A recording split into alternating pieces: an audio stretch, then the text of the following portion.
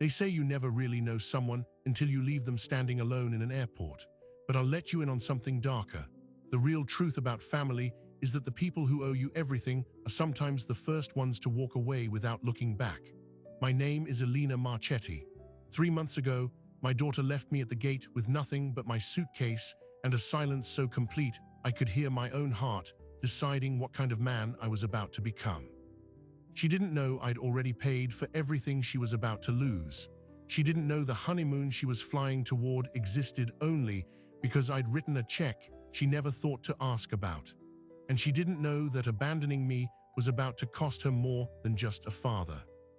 I have been a single parent for 23 years, and I had never once raised my voice in an airport. I stood there at the gate, watching my daughter and her new husband disappear toward their first-class lounge, and I understood something that changes you permanently when you understand it. Some people don't realize you are the architect of their happiness until you stop building. Her name is Sophia. She is 27. She has her mother's cheekbones and my stubbornness, though she would never admit the second part. Her husband, Marcus, I had known for 18 months. He struck me as the kind of man who would critique a wine list at a wedding he didn't pay for. What they didn't know, what neither of them could possibly have known, was that the entire honeymoon, every flight, every resort reservation in Santorini, every sunset catamaran, had been paid for by me months earlier. And every booking required a confirmation code. A code that could be cancelled with one phone call from a quiet old man standing at an airport gate. I'm going to tell you what happened when Sophia realized that the father she abandoned was the only person who could save the dream she was already flying toward. And by the end of this, you may find yourself questioning the difference between justice and cruelty. I know I still do. To understand what happened at that gate, you have to understand what I do for a living. I'm a travel logistics consultant. That sounds boring, and it is boring, which is exactly why I chose it. For 31 years, I have designed honeymoons, anniversary trips, bucket list vacations for people who have more money than imagination. Billionaires, mostly. The kind of people who want a private viewing of the Sistine Chapel followed by dinner on a yacht and don't care what it costs as long as they never have to look at a booking website. My name is Elena Marchetti, and I have spent 3 decades becoming the person that very wealthy people call when they want the impossible arranged quietly. Sophia grew up watching me work from the kitchen table. When she was 9, she would sit across from me with her homework while I negotiated with hotel managers in Bali or chartered helicopters in the Swiss Alps. She saw the invoices. She saw the thank you notes from clients who paid my fee without blinking. And she saw, I now realize, a mother who was always solving problems for other people while being invisible. There is a particular kind of resentment that grows in children who watch their parents serve others. It looks like admiration for a long time. Sophia used to tell her friends that her mom could get you into any restaurant in the world. She was proud of me, I think, in the way children are proud of things that also embarrass them. Her mother could move mountains, but her mother wore department store blazers and drove a 10-year-old sedan. Sophia's father left when she was 4. That is not an excuse, and I am not offering it as one. I am telling you because it matters to what happened later. Dominic was a sommelier at a restaurant that no longer exists. He was handsome in the specific way that men who will leave you are handsome, which is to say he looked like he was already somewhere else even when he was standing right in front of you. When he left completely. No visitation, no child support. Sophia grew up with a single mother and a ghost, and I did what single mothers do. I overcompensated. I attended every parent-teacher conference, every dance recital, every school play where she played tree number 3 in the background. I built a life around her while building a business that could sustain that life.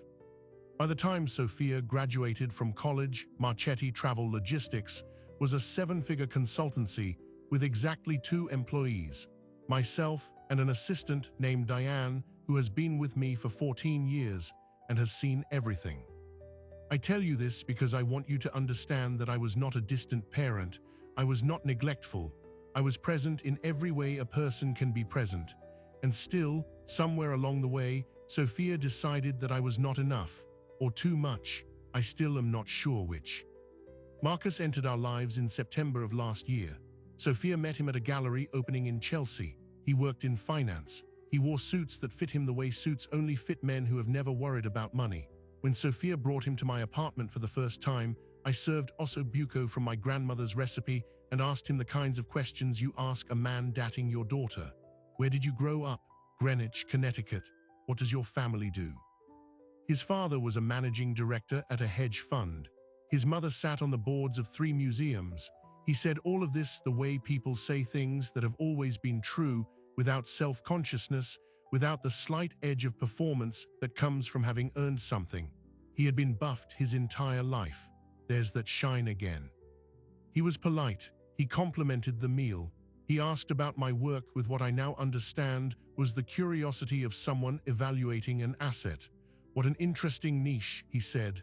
The word niche landed on the table like a paperweight. I let it sit there. Over the next year, I watched my daughter transform. It was subtle at first. She stopped calling as often. When she did call, she mentioned things Marcus thought, Marcus liked, Marcus's plans for the summer. She started dressing differently, softer colors, more expensive fabrics, the kind of clothes that whisper old money instead of announcing new success. She stopped asking about my clients, my trips, the stories I used to tell her about the ridiculous things rich people requested. It was as though my whole world had been reclassified as a slightly embarrassing hobby. When they got engaged, she called me to tell me, not to ask for my blessing, not to share the moment, to inform me. Mom, Marcus proposed. We're getting married in April. I said congratulations and meant it, and then I asked the question every parent of a soon-to-be married child asks without knowing they're asking the thing that will break them. What do you need from me? She paused. I remember the pause because pauses in conversations with your adult children are either nothing or everything, and you never know which until afterward. We were thinking, she said carefully, that Marcus's family would handle most of the wedding. His parents have offered to host. There's really not much to do. I understood immediately what she was saying, which was that my role was to show up in an appropriate dress and smile for photographs and not embarrass her by being too much myself. I said I understood. I did not say that it felt like a small death. And then, because I am who I am, because my entire life has been about solving problems before people know they have them, I asked about the honeymoon. There was another pause. Marcus has that handled, she said. His father has a connection at a resort. It's very generous. I said I was glad. I said they deserved something beautiful. And then I hung up the phone and sat in my kitchen and decided to do something that would either be the greatest gift I ever gave my daughter or the beginning of the end of everything between us. I called in every favor I had, 31 years of relationships, hoteliers in Santorini who owed me for filling their suites in the off-season, airline executives whose anniversaries I had saved when their original plans collapsed, a catamaran captain named Ari who had once told me over ouzo in a taverna in Fira that if I ever needed anything at all, I was to call. I called them all. In 4 days, I assembled a 12-day honeymoon through the Greek islands that would have cost a normal person $140,000. It cost me slightly less because favors are a currency that the wealthy never quite learn to value, but I did. I booked the flights. I reserved the cliffside suite with the private plunge pool. I arranged the sailing excursion to the caldera at sunset. I paid for every single thing using my own accounts, my own name, my own confirmation codes. And then I called Sophia and told her that her honeymoon was taken care of. She was quiet for a long time, too long. Mom, she finally said, you didn't have to do that. I know, I said, that's the point. She never asked for the details. She never asked for the confirmation numbers or the itinerary or the contact information for the people who would be waiting for her in Greece. And that right there, that was the first crack in the foundation that I should have seen. Because when someone loves you, they notice what you give them. When someone is already halfway out the door, your generosity is just an inconvenience they haven't figured out how to decline. The wedding was in April as planned. It was held at Marcus's parents' estate in Greenwich. I wore a navy dress that Diane helped me choose. I sat in the 3rd row on the bride's side, next to Marcus's cousins who looked at me with the polite curiosity of people trying to figure out who I belonged to. Sophia was radiant. She looked like a version of herself I had never seen, polished and serene and utterly finished. She did not cry during the ceremony. I did quietly, in a way I made sure no one noticed. At the reception, Marcus's father gave a toast. He talked about family, about legacy, about welcoming Sophia into their world. He did not mention me, not once. I sat at a table near the back with people I didn't know and ate salmon that cost more than my first car and waited for my daughter to come find me. She didn't. When the dancing started, I slipped out. I drove back to my apartment in my 10-year-old sedan. I told myself that this was what it felt like to let go gracefully. I was wrong about that. I was wrong about almost everything. 3 weeks later, the morning of the honeymoon, I drove to the airport. I wasn't supposed to be there. The plan that had been communicated to me by text message the night before was that I would say goodbye at their apartment. But Sophia had texted at 6 in the morning. Change of plans. We're heading straight to the airport early. Marcus wants to use the lounge before the flight. I'll call you when we land. Text me. Don't come to the airport. Don't come to the airport. I read that sentence 4 times. Then I got in my car and drove to the airport anyway, because I'm a mother who has spent 23 years showing up, and I did not know how to stop. Because I had the confirmation codes, and I thought maybe she would want them.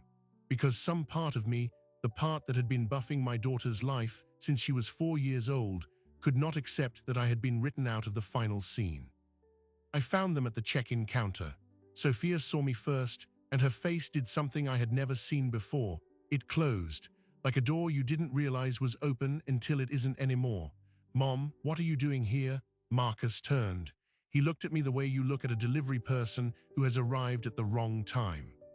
Sophia took my arm and pulled me aside, away from the counter, away from the other travelers, into the small pocket of nowhere that exists between the entrance and the security checkpoint. Mom, I told you not to come. I said I wanted to give her the itinerary, the confirmation codes, the contact information for the resort manager. She shook her head. We don't need that. Marcus has everything handled. There is a moment when you realize that your child has rewritten the story of their own life and you are no longer in it. I felt it then, standing in the fluorescent light of that airport with my itinerary still in my hand. What do you mean? I asked. She looked at me with something that was almost pity and that was worse than anger. Mom, Marcus's father upgraded our reservations. We're staying at his resort, the one he booked. We don't need your plans anymore. We don't need you anymore. She didn't say those exact words. She didn't have to.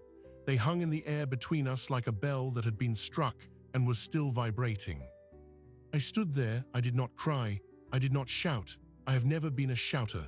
I simply folded the itinerary back into my purse and looked at my daughter and understood that the moment I had been dreading for months had finally arrived, and I was handling it exactly the way I had always handled everything, quietly, alone. She hugged me. It was brief and light and felt like a signature on a document I hadn't read. I'll call you from Greece, she said. And then she walked back to Marcus, who had been watching from a distance with the neutral expression of a man who has decided that his mother-in-law is not his problem. They disappeared toward the first-class lounge. I stood at the gate, watching them go, and I remembered something my grandmother used to say. The people who forget what you built for them will forget you even faster. I pulled out my phone. I opened my email.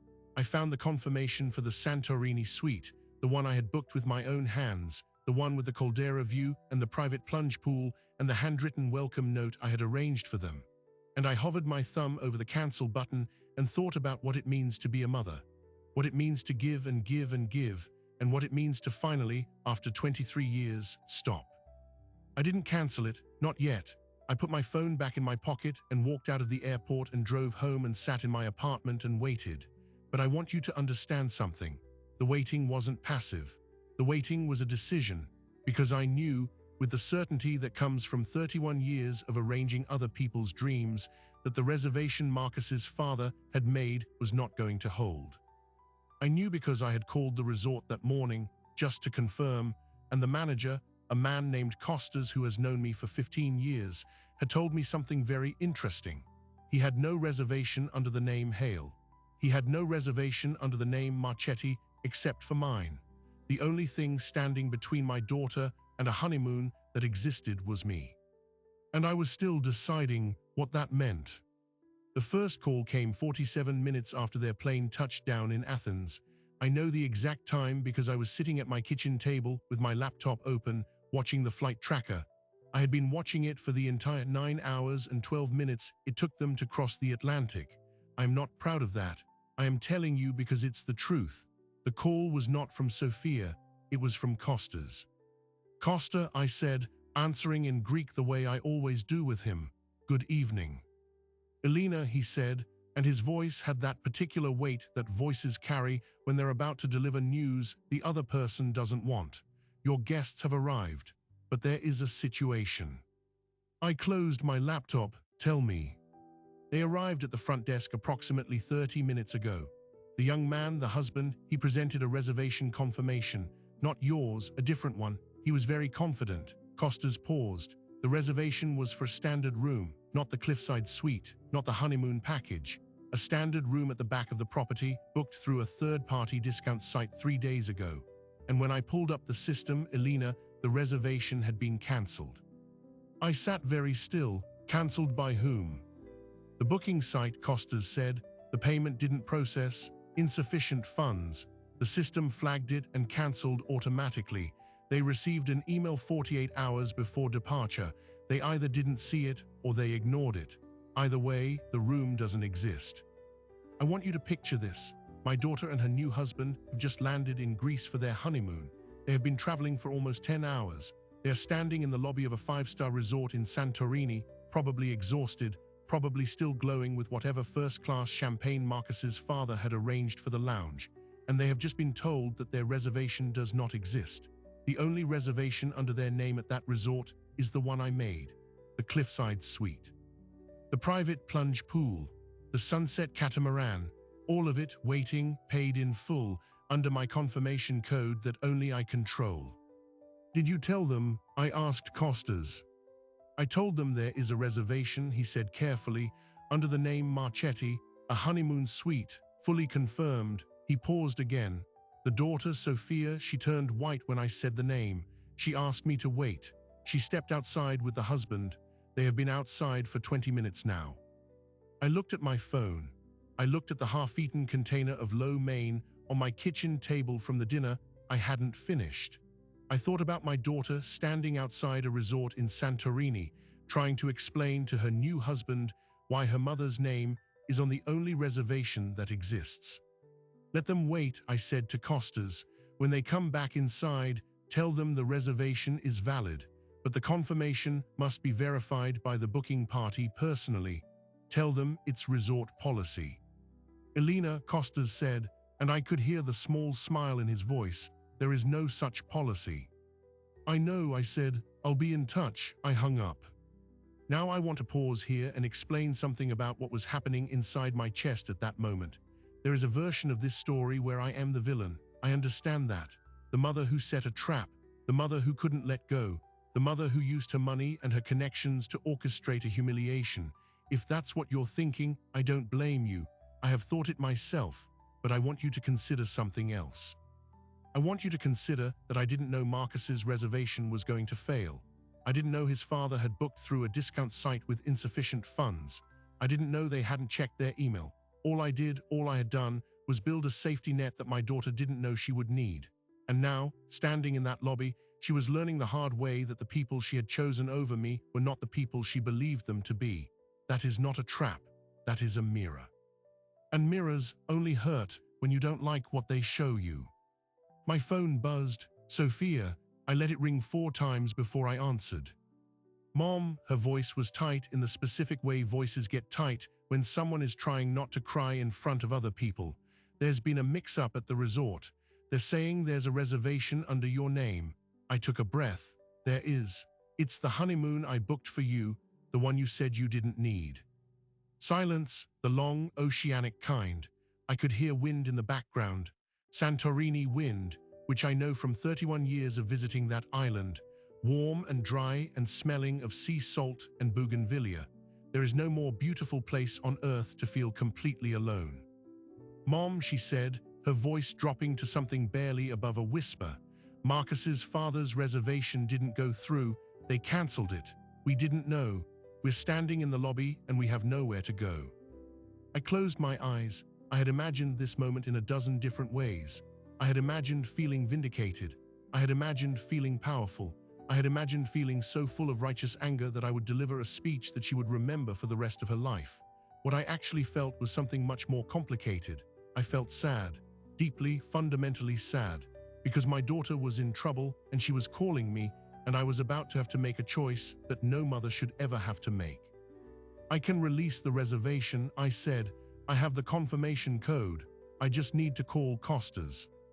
Thank you, she breathed. Mom, thank you. I knew you would. I knew you would help. There was something about the way she said it. The relief. The instant assumption that of course I would fix it, of course I would step in, of course the mother she had pushed away would still be there to catch her when the life she had chosen fell apart. It was the assumption that broke something in me, not the thank you, the I knew you would.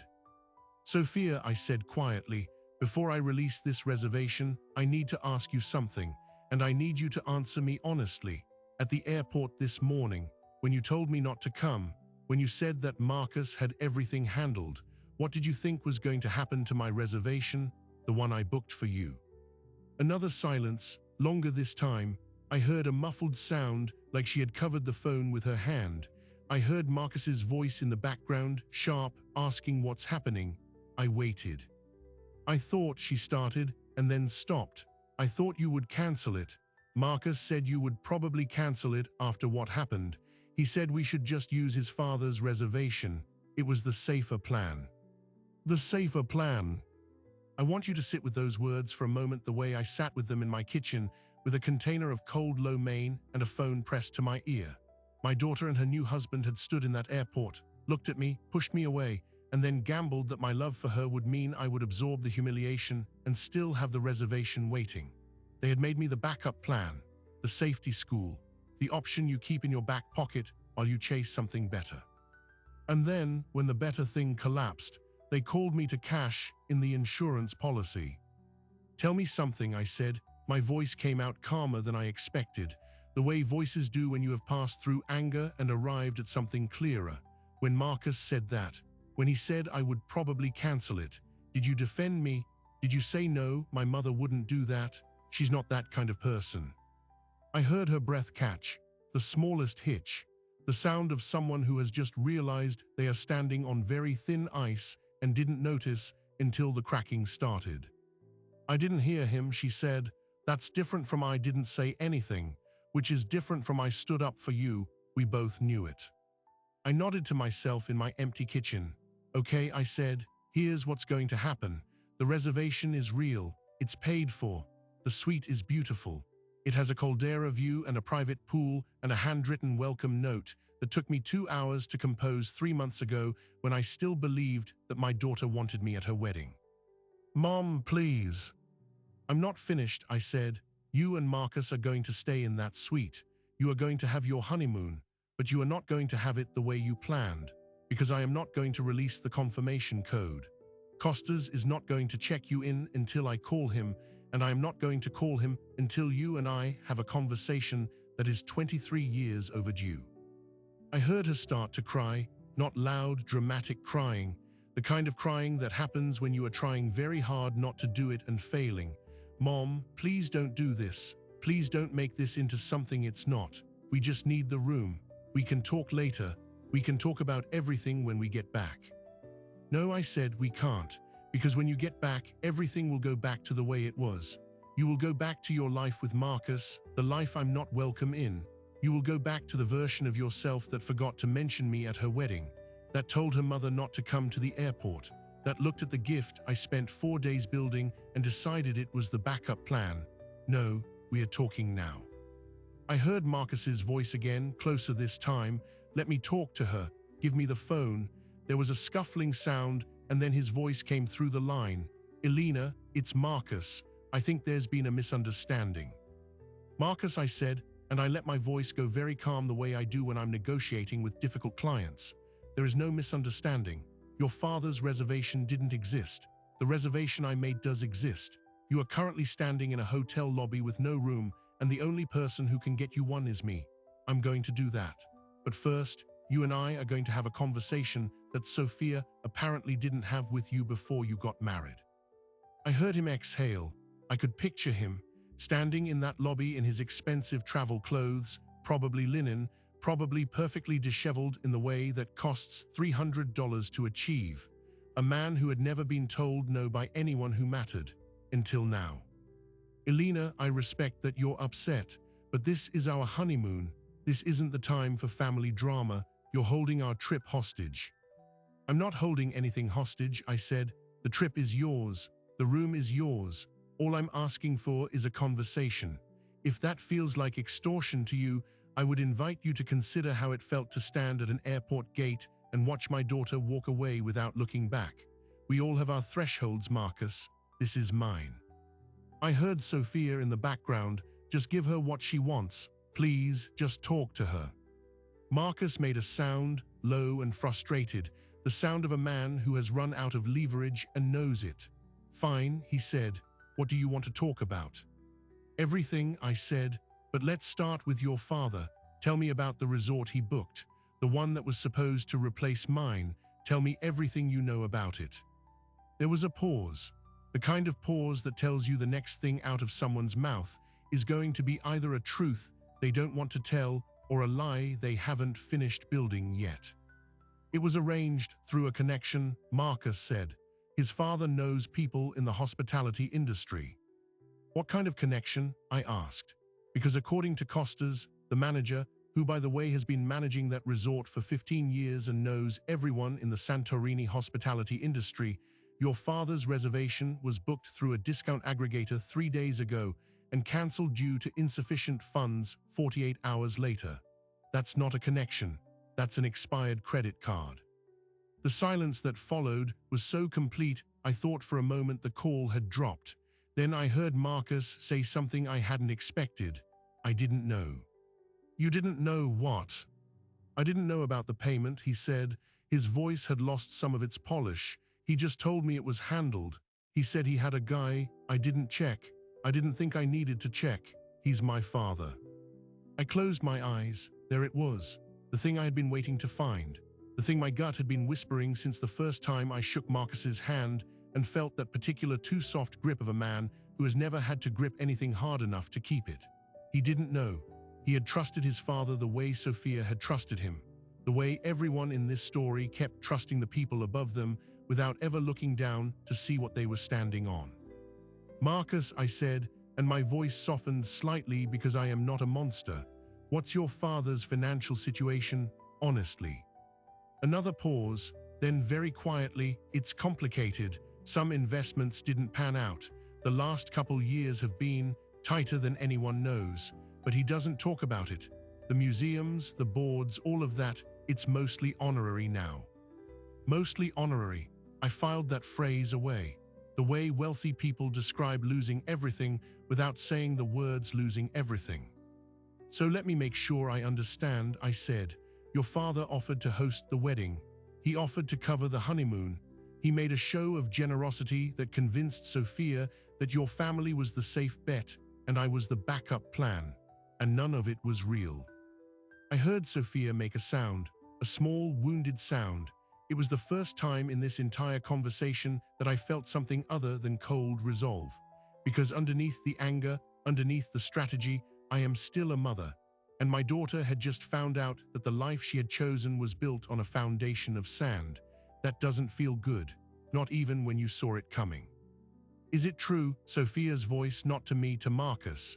Is what she's saying true? Your father doesn't have money, the wedding, the plans, all of it. It's not that simple, Marcus started. It's a yes or no question, I said. Is it true? Yes, Marcus said. The word landed like a stone, some of it, a lot of it. I don't know the full extent. He doesn't tell me everything. He never has. I heard Sophia start to cry again, not the quiet trying not to cry of before, the real thing, the kind of crying that comes from somewhere deep and doesn't care who hears it. And then I heard something that changed the entire shape of the conversation.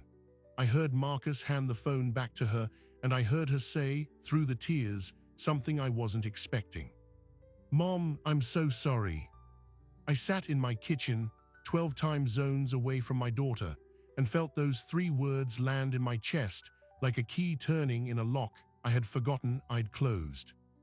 I know you are, I said, and I'm sorry too. I'm sorry your honeymoon is happening like this. I'm sorry your husband's family isn't what you thought. I'm sorry I wasn't enough for you when you had other options, but I'm here now, and we're going to figure this out. But first, I need you to do something for me." "What?" she said. "Anything. Tell Marcus to go wait in the lobby. This next part is just for us." I heard her relay the message. I heard Marcus's protest, muted, then the sound of footsteps on tile, then the soft closing of a door, or maybe the shift from interior to exterior as Sophia stepped outside into the Santorini night. I imagined her standing there, phone pressed to her ear, looking out at the caldera, the lights of the villages dotting the cliffs, the dark water somewhere below.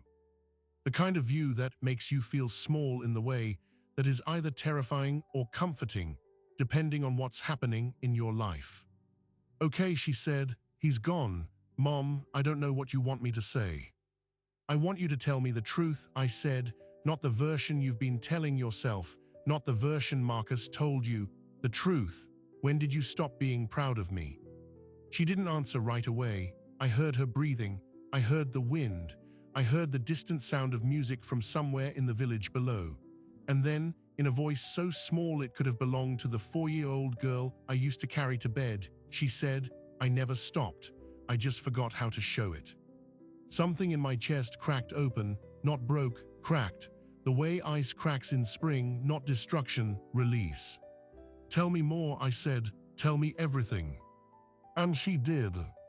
She told me about the first time she brought Marcus home and felt, for the first time, embarrassed by our apartment. Not by me, she said carefully, but by the space, the modesty of it, the way it announced to someone from Greenwich that we were not from Greenwich.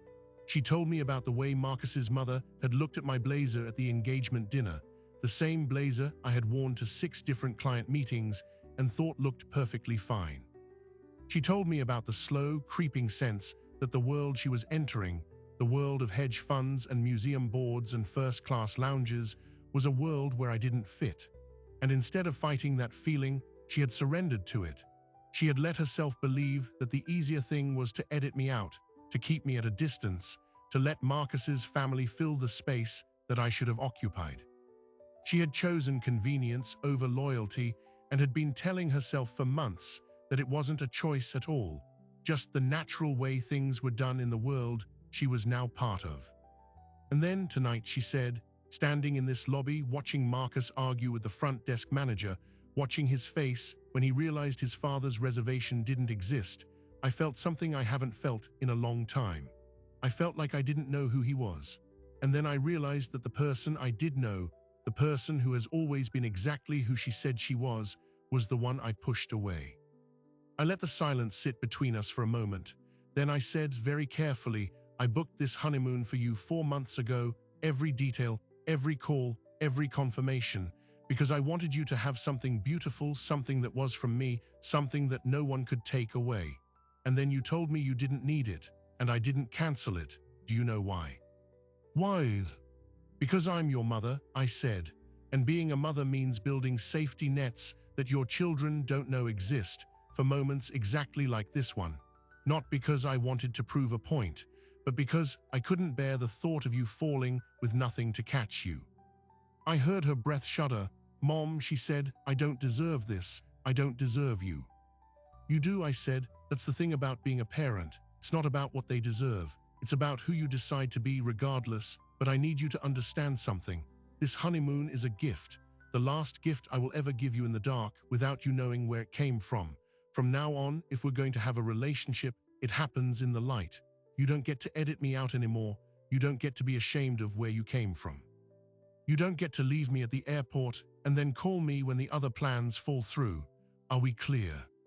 "Yes," she said. The word came out strong, stronger than anything she'd said all night.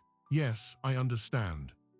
"Good," I said. "Now go get your husband. Put him on the phone. I need to talk to him before I release this room." Marcus came back on the line.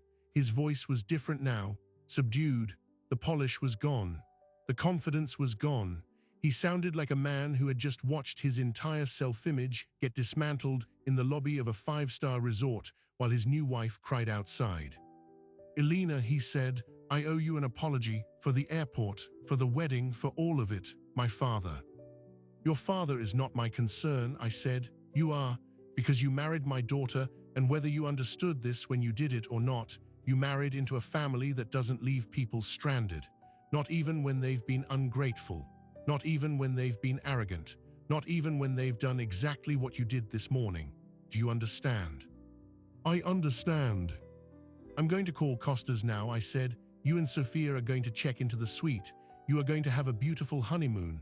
And when you come home, you and I are going to sit down and have a very different kind of conversation. Not mother-in-law to son-in-law, not rich to not rich. Two adults talking honestly about what comes next. No performance, no polish, just truth. Can you do that? Yes, he said. The word came out quieter than I expected. Almost grateful, which is a strange thing to hear from a man you've just dismantled over the phone. One more thing, I said. Your father's financial situation. You need to deal with it. Not Sophia, not me, you. Whatever mess he's made, whatever debts he's hiding, you need to find out the full scope, and you need to decide what kind of son you're going to be. Because the kind of son who hides from his father's failure is the kind of husband who will hide from his wife. And I didn't raise my daughter to be married to a man who hides. I heard him swallow. That's fair. I know it is, I said. I'll call Costas now. Give me 5 minutes. I hung up before he could say anything else. Then I sat in my kitchen, alone, with the container of cold lo mein and the flight tracker still open on my laptop and the phone in my hand that had just been used to dismantle and rebuild two people's understanding of their own lives. I felt, in that moment, something I hadn't felt in 23 years. Not victory, not exactly. Something quieter. Something that felt like the opposite of being left at an airport gate. It felt like power that came from love instead of anger. And I wasn't sure yet what to do with that, but I knew it was the only kind of power worth having. I called Costas. The room is released, I told him. Check them in. Give them the welcome note, the full experience, nothing held back. Elena, he said gently, you are a very unusual woman. I have been told that, I said. Good night, Costas, and thank you. I put my phone down. I picked up my fork. I ate a bite of cold lo mein. And then, because I am who I am, I opened my laptop and started drafting the itinerary for the conversation that would happen when they returned. Not a punishment, not a reckoning, a blueprint, for a relationship rebuilt in the light. I wasn't sure if Sophia and Marcus would follow it. I wasn't sure if they even could. But I had spent 31 years arranging impossible things for other people. It was time to arrange something for myself. And this time, everyone at the table would know exactly who was holding the confirmation code. But I want to tell you what happened the next morning, because this story doesn't end with a phone call and a happy resolution. That's not real life. Real life is messier. And what happened the next morning changed everything I thought I had just resolved. Because while I was sleeping, Marcus made a phone call of his own, to his father. And what his father told him set in motion a chain of events that none of us saw coming, least of all me. I woke at 6:15 the next morning to the sound of my phone buzzing against the nightstand. Sophia, again. My first thought, before I even answered, was that something had gone wrong with the room. Maybe Costas had changed his mind. Maybe the resort had double-booked the suite. Maybe the fragile piece I had constructed the night before had already collapsed. I answered. Mom, her voice was different now, not crying, something worse, something that sounded like fear. What happened? Marcus called his father last night. After we got into the room, he called him to find out what happened with the reservation, and his father told him things, a lot of things. Mom, you need to understand what's actually going on. I sat up in bed. The morning light was pale through my window. My coffee maker was set to start in 20 minutes. I had planned a quiet morning. I should have known better. Tell me. She took a breath. I could hear Marcus in the background, his voice low and agitated. She continued. Marcus's father, Andrew, told him the whole story. The family has been broke for years. The hedge fund was liquidated in 2021. The museum boards are real, but they're unpaid positions. The estate in Greenwich has a second mortgage, and the bank is about to foreclose. Everything Marcus thought he knew about his family, about his life, was a performance. And the reason Andrew pushed Marcus toward me, toward our family, was because he had researched me. He knew who you were, Mom. He knew about your business. He knew you had money. He told Marcus tonight that the only thing that could save their family was you. I said nothing. I had suspected something. The way Andrew had ignored me at the wedding, the way he'd positioned his own family as the provider, those weren't the actions of a man with resources. Those were the actions of a man trying to hide a hole so deep he'd grab onto anything to stop falling. I had thought the honeymoon reservation was incompetence. It was desperation, and desperation is a much more dangerous thing. What exactly did Andrew say to Marcus? I asked. Sophia's voice got tighter. He told Marcus that he needed to convince me to invest in a new venture, a fund that Andrew was trying to start. He said it was the only way to keep the house, to keep up appearances long enough to sell it before the bank took it. He said Marcus owed it to the family because Marcus had always been the golden child. And he said that if Marcus couldn't get you to do it, then maybe he should find another way. Maybe he should make you understand that you're responsible for our family now. The implication hung in the air between us like smoke. I felt something cold settle in my chest. Not fear. I'm not easily frightened. It was something more like a door closing on a version of this story that might have had a peaceful ending. Because a man who sends his son to manipulate his mother-in-law for money is a man who has abandoned every boundary. And a man with no boundaries is a man who will try anything. Where is Marcus right now? He's here, he's telling me everything. Mom, he's a mess. He didn't know any of this. He said his father always told him things were fine, that he was just going through a rough patch. Marcus believed him because it was easier than asking questions. It always is, I said. That's how families like this operate. They build the lie so big that it would take more courage to ask the truth than to live inside the lie. I heard her start to cry again, but this time it wasn't the broken crying of the night before. This time it was the crying of someone who had been dropped into a story she didn't choose and doesn't know how to get out of. Mom, what do we do? We do what I've always done, I said. We get the facts before we act. I need you to put Marcus on the phone. There was a pause and then the shuffle of the handoff. Marcus's voice came through, ragged and hollowed out. Elena, I don't know where to start. Start with what you knew, I said, not what you were told, not what you suspected, what you actually knew about your father's situation before tonight. Nothing, he said. The word came out like a confession. I knew he wasn't as rich as he used to be. I knew the last few years had been tight, but he never told me the numbers. He never let me see the statements. He always said he was protecting me, and I let him because it was easier. I didn't want to know. You didn't want to know, I repeated. And now you're married to my daughter, and your father wants to use her as a bridge to my bank account. What do you plan to do about it? I heard something in his breathing shift, not defeat, something harder. I told him no last night on the phone. He asked me to do it to ask you for the money, and I said no. He got angry. He told me I was betraying the family. He told me that without this, we'd lose everything, that my mother would be humiliated, that the whole world would know. He said I owed him for the life he gave me. And what did you say to that?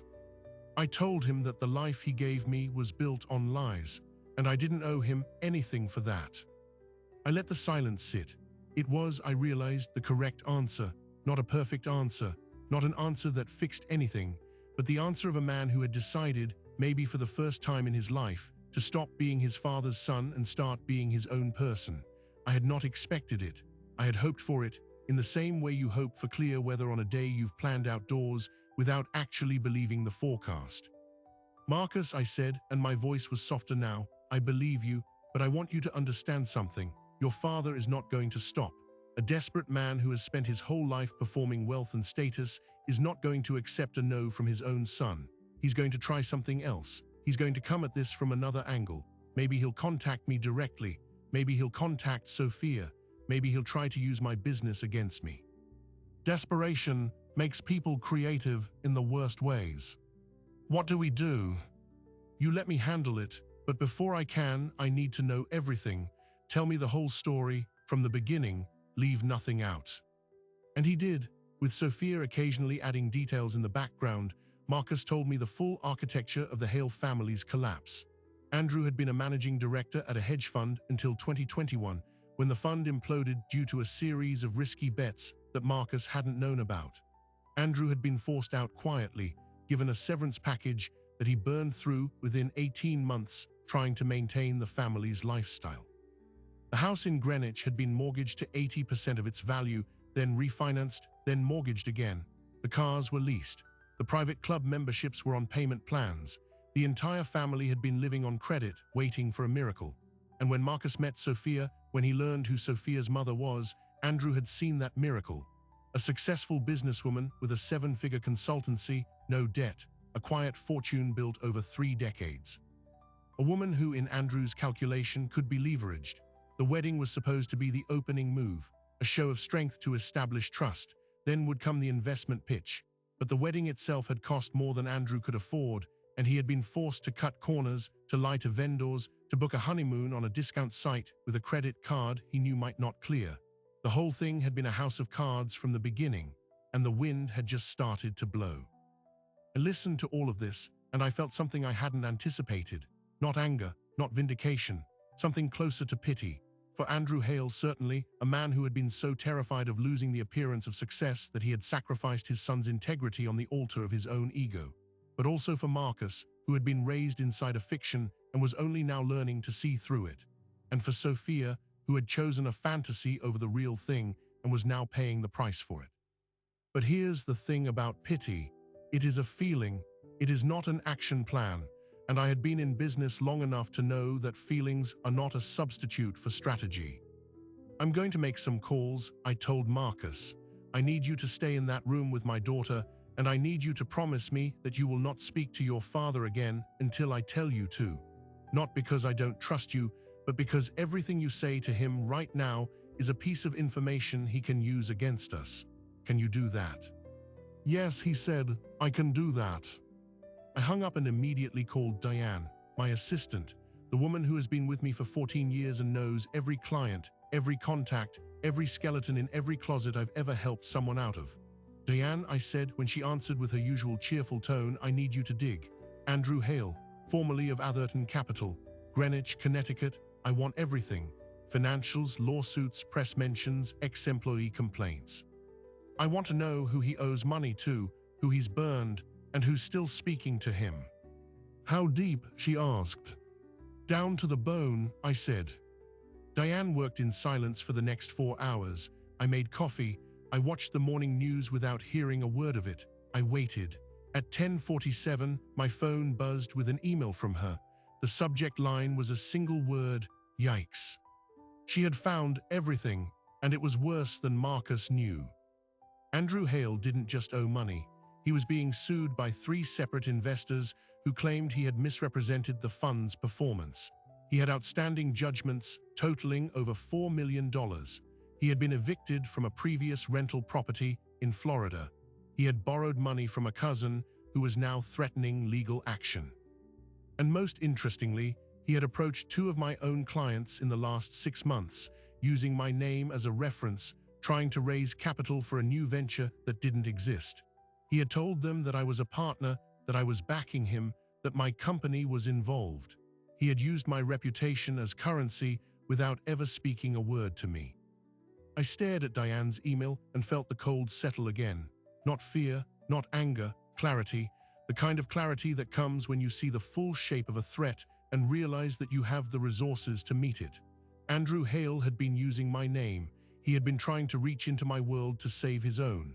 And now I had a decision to make. I called the first of my clients, a real estate developer named Thomas Chen, who had been with me for 12 years. Thomas, I said, I understand Andrew Hale approached you about an investment. Thomas laughed. That guy, he called me 3 months ago, said he was launching a new fund with you as a strategic partner. I didn't believe it for a second. You'd never work with someone that desperate. I smiled for the first time that day. Thank you, Thomas. You're right, I wouldn't. I made 3 more calls, all to clients who had been approached, all confirming the same story. By the time I was done, I had a clear picture. Andrew Hale was out of options, out of credibility, and now out of time. Because one more misstep and I would have enough to bury him, not just with words, but with the full weight of a legal system that does not look kindly on fraud. I called Sophia back. The time in Santorini was evening now. She answered quickly, Mom, what did you find? A lot, I said, more than I can explain in one phone call. But for now, I need you to understand something. Your father-in-law is not just broke. He is dangerous, not physically, financially. He's been using my name to try to raise money. He's been lying to investors. He's facing multiple lawsuits. If this continues, it is not just about a failed reservation. It is about criminal liability for him, and potentially for you and Marcus if any of his schemes touch your finances. I heard her sharp intake of breath. Oh my God, Marcus, she called away from the phone. You need to hear this. I waited while she relayed the information. When Marcus came on, his voice was shaken. Elena, what do I do? He's my father. I know, I said, and I am not asking you to turn against him. I am asking you to protect yourself and my daughter. You need to separate your finances immediately.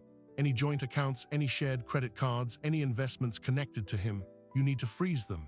And you need to start documenting everything he says to you from this moment forward. Every text, every email, every voicemail. Because if he does what I think he's going to do next, you will need a record.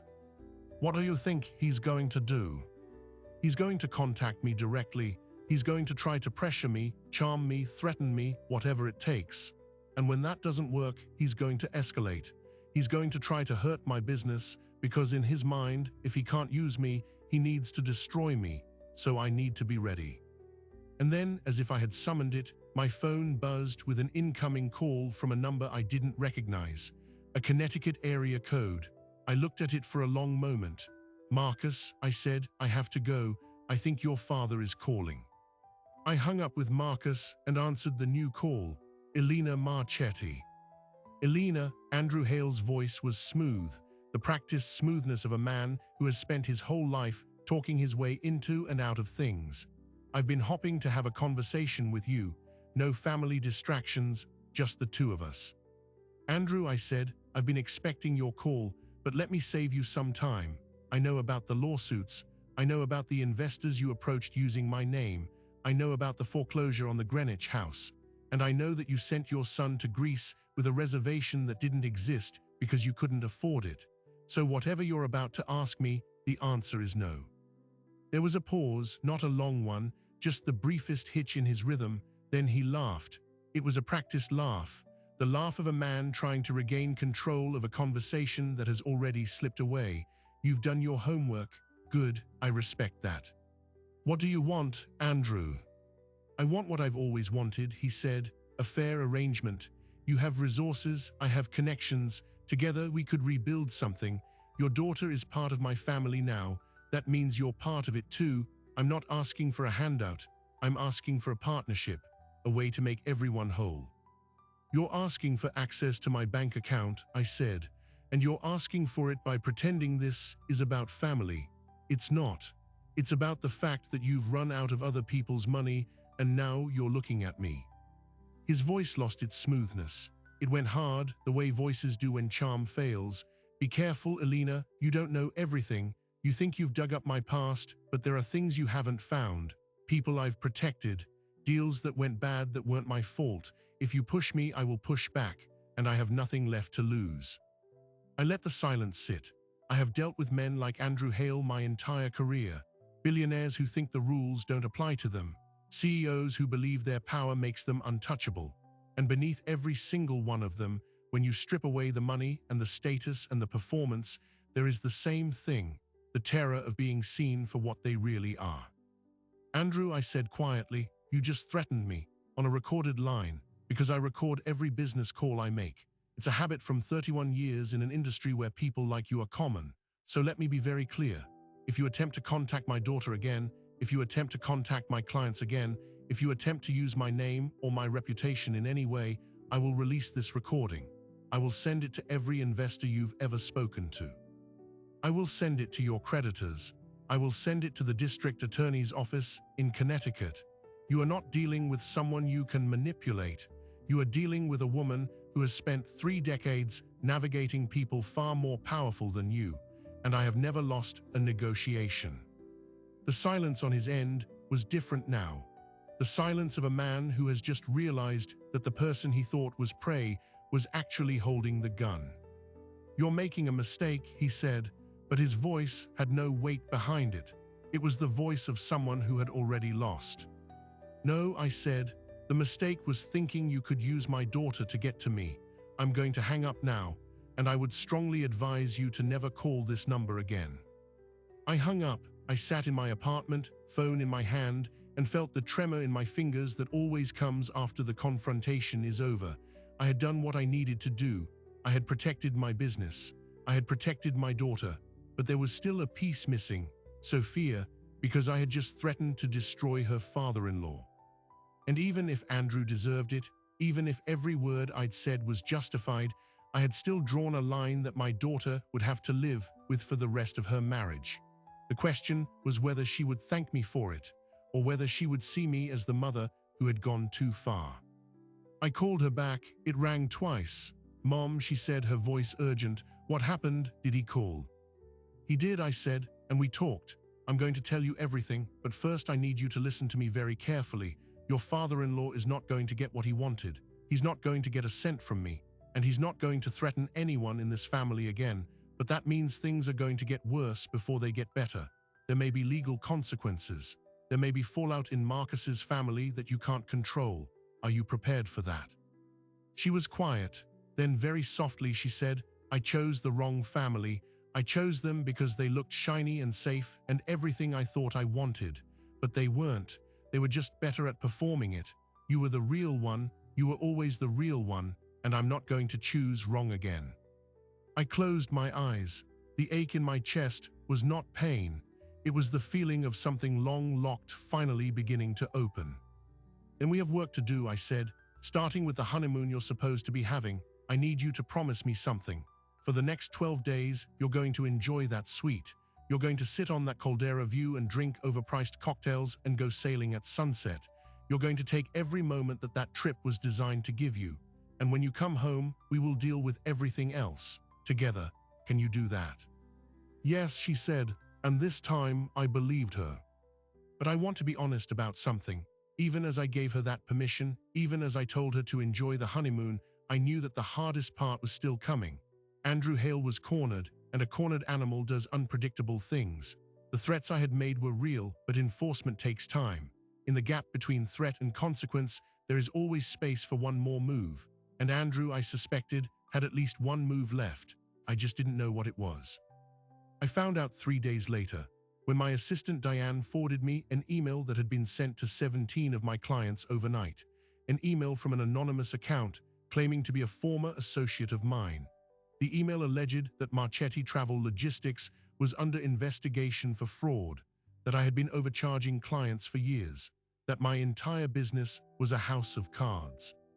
The language was amateur, the claims were easily disproven, but the damage had been done. 7 of my clients had already called my office, asking for explanations. 2 had put their accounts on hold. 1 had cancelled a major trip entirely.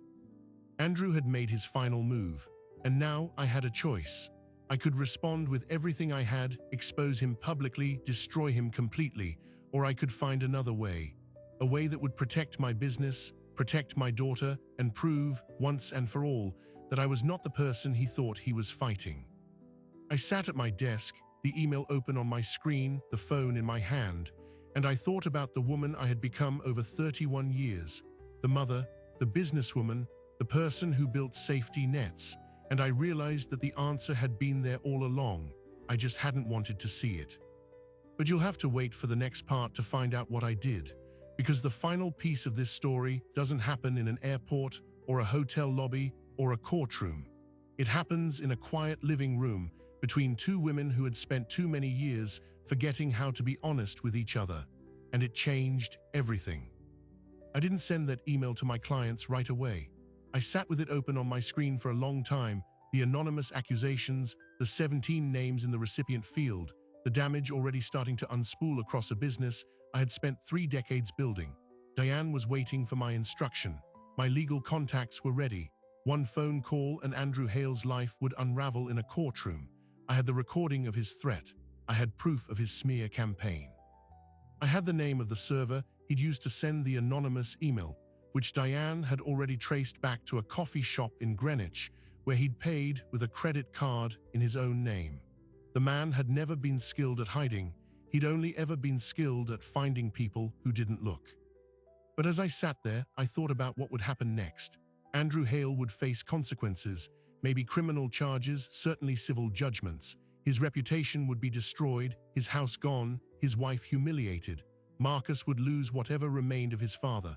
Sophia would be married into a family defined by scandal.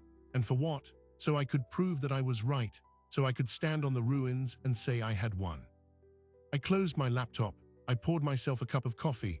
I thought about the woman I had been at that airport gate, watching my daughter disappear. I had felt righteous then.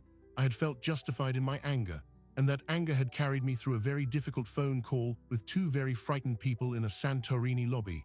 But anger is fuel, and fuel burns out. You cannot build a future on the ashes of someone else's life, even if they lit the match. So I decided to do something that surprised even Diane. I called Andrew back. He answered on the fifth ring, cautious. "So you got my message," I said. He didn't reply. I continued. "I know about the email. I know about the servers and the credit card and the very amateur way you tried to destroy my business. I have a recording of our last conversation where you threatened me. I have statements from 3 clients confirming you used my name without permission. If I wanted to, Andrew, I could forward all of this to the district attorney's office in Fairfield County, and you would be in handcuffs by dinner." I heard him swallow. "Then why are you calling?" he asked. "Because I don't want to do that," I said. "Not for you, for Marcus, and for Sophia. They didn't ask for any of this. They didn't ask to be the collateral damage of your desperation. So I'm going to give you a choice. You will send a retraction email to every one of my clients within the next 24 hours. You will admit the accusations were false and that you sent them in a moment of personal crisis. You will include a formal apology. You will copy me on that email. And then you will leave the country. I have a contact at a small resort in the Dominican Republic that needs a hospitality manager. It's not Greenwich, it's not a hedge fund, but it's a job, and it will keep you out of sight while your legal issues settle.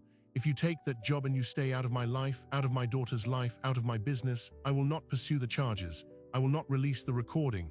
Your son will be able to look at you without shame eventually. Maybe that's the offer." He was silent for so long I thought the call had dropped. Then he said, his voice ragged, "Why would you do this, after everything?" "Because I'm not you," I said. "Because I don't believe that winning means watching someone else lose. And because my daughter married your son, and some part of me, a very small part, still wants you to have the chance to be a father he can respect. That's it. Take it or leave it." "I'll take it," he said. The word came out small, deflated. "Elena, I don't know what to say." "Don't say anything," I said. "Just do it. And Andrew, next time there's a wedding to plan, don't pretend you're the one paying." I hung up. I sat with my coffee and felt something settle in my chest.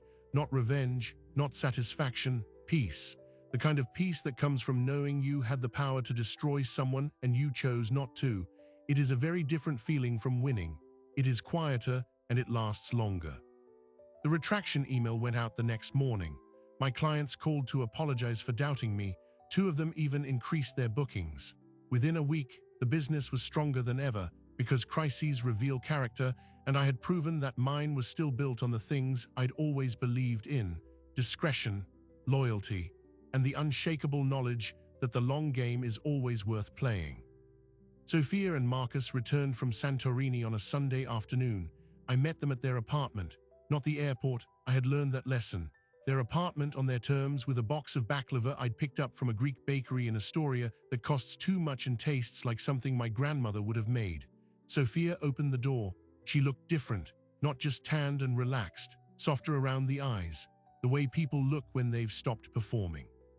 "Mom," she said, and hugged me in a way I hadn't been hugged since she was 12 years old and still believed I could fix everything. This time she did believe it, and this time she was right. We sat in their living room. Marcus poured wine. He was quiet, still processing everything that had happened, but he looked at me with something I hadn't seen before. Respect, not the performative kind he'd offered at that engagement dinner, but the real thing, earned slowly and painfully over a phone line across an ocean. We talked for hours. About the wedding, about the airport, about the long, slow drift that had happened between Sophia and me in the years before Marcus even appeared.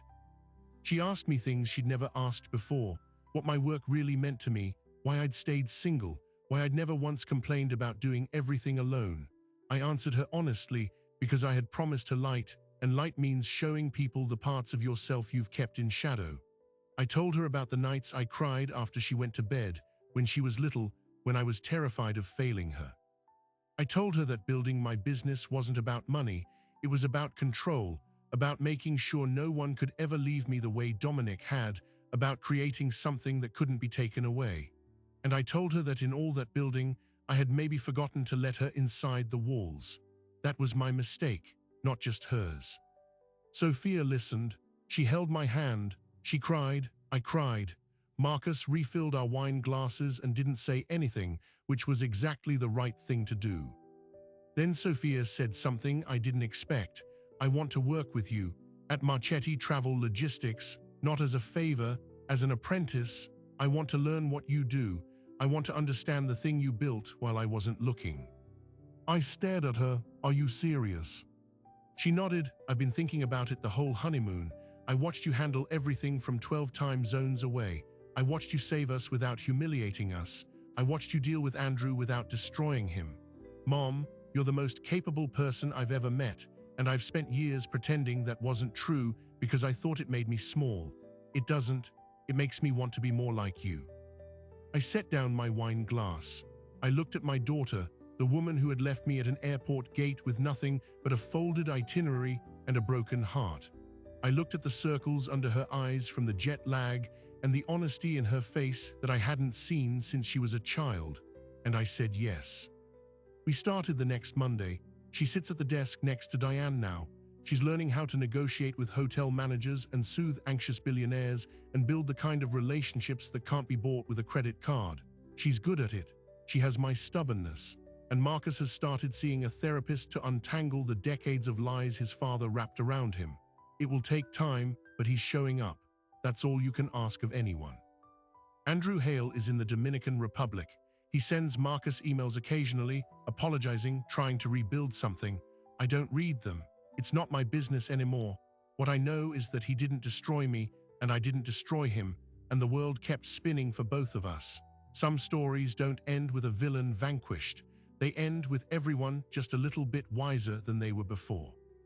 But I want to tell you one more thing, one final detail that I haven't shared yet because it's the part of the story that I'm still trying to understand myself. When I was standing at that airport gate, watching Sophia walk away, I actually pulled out my phone. I opened the email with the reservation. I hovered my thumb over the cancel button. I was so close to pressing it, so close to letting her feel the full weight of what she had done.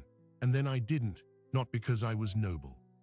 Not because I was above revenge, but because I imagined her face, somewhere in Greece, when she realized that the only thing she had was gone, and I couldn't do it. I couldn't be the person who caused that pain, even if she had caused mine. I thought that was weakness. I thought that was me failing to stand up for myself, but I've come to understand something different. That moment, with my thumb hovering over the button, was the most important decision of my life, not because it saved her honeymoon, but because it saved me.